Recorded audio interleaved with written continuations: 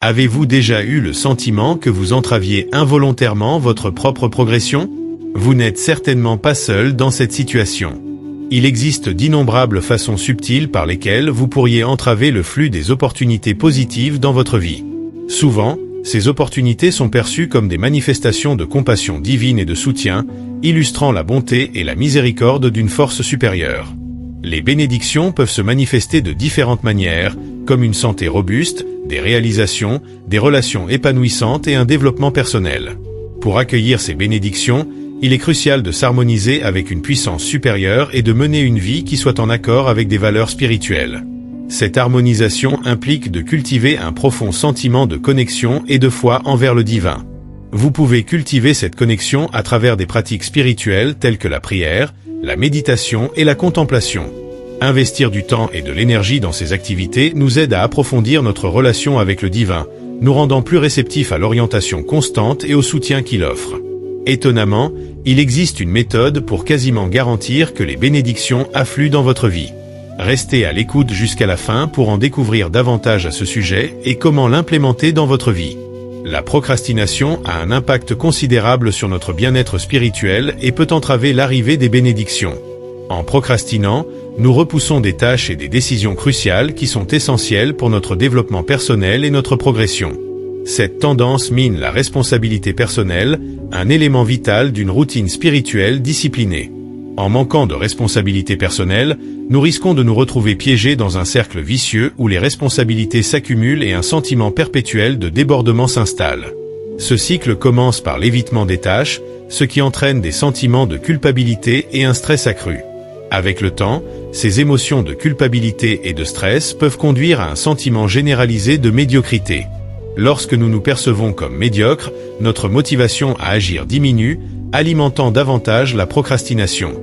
Ce cycle néfaste peut devenir profondément enraciné, rendant de plus en plus difficile de s'en libérer et de progresser. Une manière puissante de contrer la procrastination est de diviser les tâches en étapes plus petites et plus gérables. Lorsqu'une tâche semble trop intimidante ou compliquée, nous avons tendance à la retarder. En la fragmentant en parties plus simples et plus réalisables, nous pouvons progresser de manière constante et régulière. Chaque petit pas accompli apporte un sentiment d'accomplissement qui nous encourage à continuer. De plus, établir un calendrier est une autre stratégie essentielle. Avoir un plan clair nous aide à rester concentrés et assure que les tâches cruciales ne sont pas négligées. Un calendrier bien organisé nous permet de prioriser efficacement notre temps et notre énergie, en consacrant des ressources adéquates à nos pratiques spirituelles et à d'autres aspects clés de notre vie. Il offre également un sentiment de structure et de discipline, qui sont essentiels pour le développement spirituel. Notre croissance spirituelle est souvent entravée par l'autosabotage et une spiritualité motivée par l'ego. L'autosabotage peut prendre différentes formes, comme fixer des objectifs irréalistes, avoir des discours intérieurs pessimistes ou prendre des décisions qui vont à l'encontre de notre propre bien-être. En nous sabotant, nous créons des barrières qui entravent notre progression et obstruent les bénédictions potentielles qui nous attendent. La spiritualité motivée par l'ego représente un autre aspect de l'autosabotage.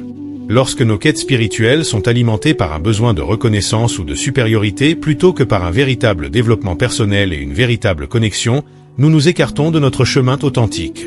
Cette divergence peut entraîner un sentiment de déconnexion, car elle nous empêche d'être fidèles à nous-mêmes dans notre parcours spirituel. Au lieu de rechercher la paix intérieure et l'illumination, nous pourrions finir par rechercher la validation et l'approbation des autres, ce qui est temporaire et finalement, la peur du succès peut nous pousser à éviter de prendre des risques ou de poursuivre nos aspirations, entravant ainsi notre capacité à atteindre notre plein potentiel.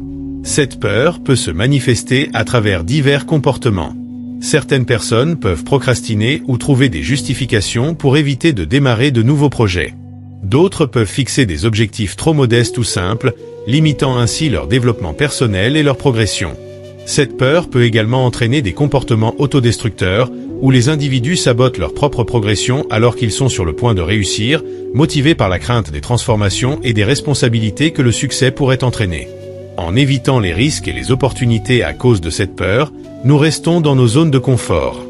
Bien que rester dans nos zones de confort puisse procurer un sentiment de sécurité et de familiarité, cela limite aussi notre capacité à rencontrer de nouvelles opportunités de croissance et de bénédiction. Atteindre le succès demande souvent que nous nous aventurions dans des territoires inconnus, que nous relevions de nouveaux défis et que nous dépassions nos limites perçues.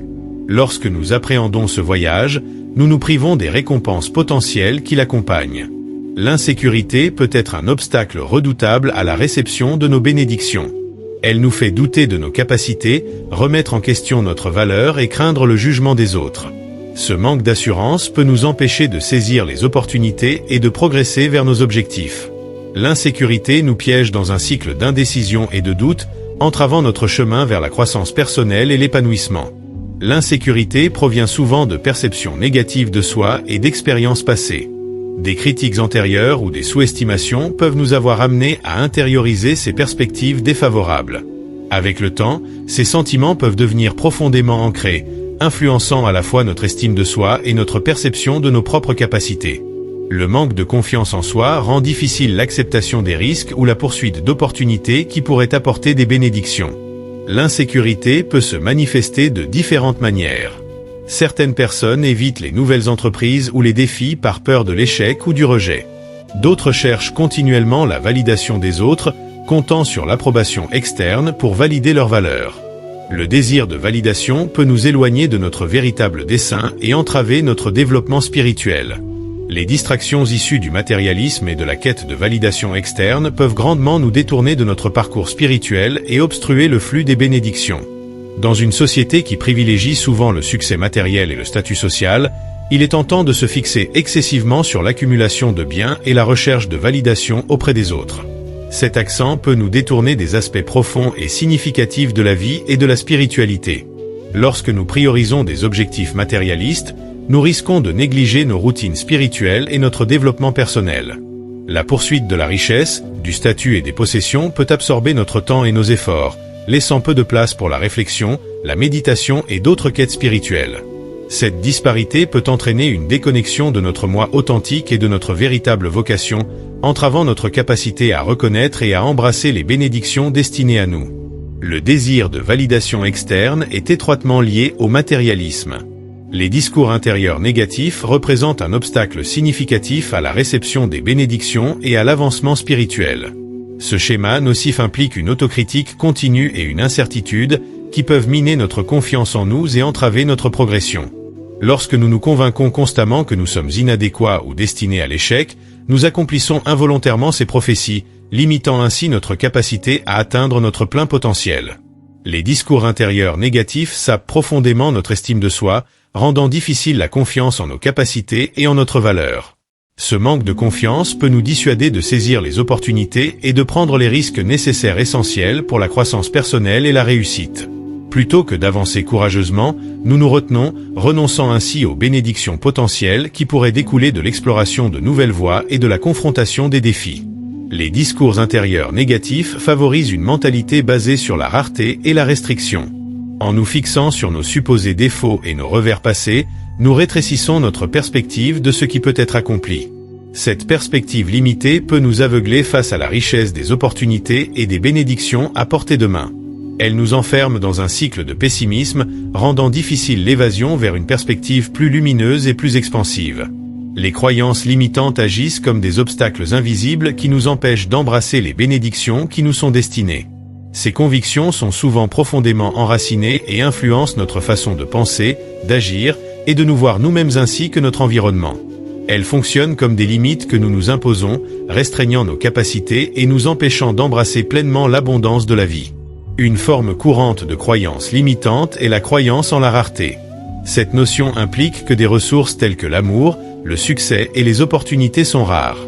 S'attacher à cette croyance nous amène à percevoir la vie à travers un prisme de rareté et de contrainte, craignant qu'il n'y aura jamais assez de provisions pour nous. Par conséquent, nous pourrions accepter moins que ce que nous méritons ou éviter de prendre des risques qui pourraient potentiellement nous apporter de plus grandes bénédictions. Une autre forme de croyance limitante est la croyance en l'indignité. Cette croyance nous persuade que nous ne méritons pas les bénédictions ou que nous sommes intrinsèquement déficients d'une manière ou d'une autre.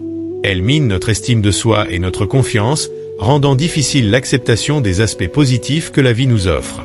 Par conséquent, nous pourrions nous saboter ou rejeter des opportunités qui pourraient apporter des bénédictions dans notre vie. Avoir une conviction profonde que nous ne les méritons pas.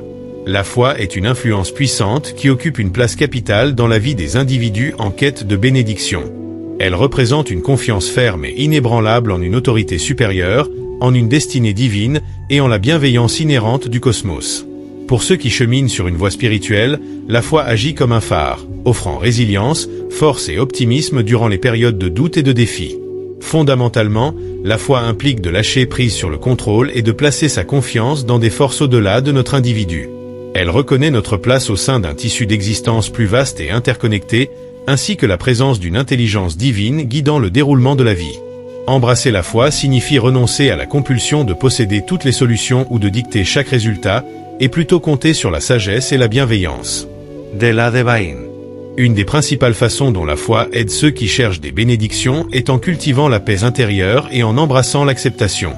En plaçant notre confiance dans le plan divin, nous pouvons libérer nos angoisses et nos appréhensions, comprenant que chaque événement a un but et que nous sommes continuellement guidés et soutenus. Ce sentiment de sérénité nous permet d'accueillir les bénédictions dans nos vies sans hésitation ni incertitude. La foi agit également comme une source de force et de persévérance pendant les moments difficiles. La vie présente de nombreux défis et obstacles, mais la foi nous permet de persévérer, assurer que nous sommes soutenus à travers chaque épreuve, ne faisant jamais face à l'adversité seule. Même pendant nos moments les plus difficiles, la foi peut agir comme un phare, nous rappelant qu'il y a toujours de l'espoir au-delà de l'obscurité. Merci de rester avec nous. Si vous avez trouvé ce contenu précieux et souhaitez en voir davantage, veuillez envisager de vous abonner. Votre soutien nous est précieux. Nous accueillons vos réflexions et vos expériences dans la section des commentaires. À la prochaine fois, portez-vous bien et abonnez-vous pour recevoir plus de contenu stimulant.